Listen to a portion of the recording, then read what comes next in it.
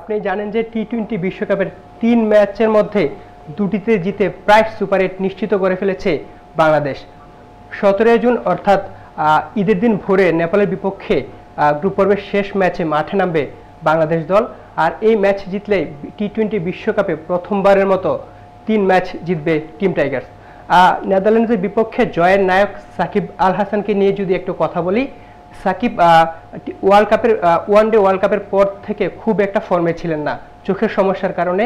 এই টি-20 বিশ্বকাপেও তিনি প্রথম 2 ম্যাচ অফ ফর্মে ছিলেন, ব্যাটে বলে কোথাও ভালোমতো সুবিধা করতে পারছিলেন না। কিন্তু গত ম্যাচে নেদারল্যান্ডসের বিপক্ষে তিনি ম্যান অফ দ্য ম্যাচ হয়েছেন। আইসিসির শীর্ষ টুর্নামেন্টগুলোতে এখন পর্যন্ত শেষ 12টি ম্যাচের যে বাংলাদেশ জিতেছে তার মধ্যে সাকিব আল হাসান প্রায় 8টিতে ম্যান অফ দ্য ম্যাচ হয়েছেন। আপনি বুঝতেই পারছেন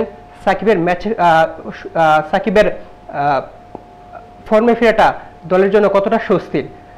এদিকে পাপুয়া নিউগিনিকে হারিয়ে আফগানিস্তানও সুপার 8 নিশ্চিত করেছে। তাদের সুপার 8 নিশ্চিতের দিনে বিদায় হয়েছে নিউজিল্যান্ডের। নিউজিল্যান্ড এখন পর্যন্ত টি-20 বিশ্বকাপের সবগুলো আসরেই দ্বিতীয় রাউন্ড অর্থাৎ সেমিফাইনাল খেলছে 2016 সালের পর থেকে, কিন্তু এবারই প্রথম রাউন্ড থেকে বিদায় হয়েছে কিউইরা। সামির, এই ছিল নিউজরুম থেকে আমার কাছে সর্বশেষ। সামির, আপনাকে ধন্যবাদ আমাদের সঙ্গে যুক্ত হয়ে তথ্যগুলো জানিয়ে দেওয়ার জন্য।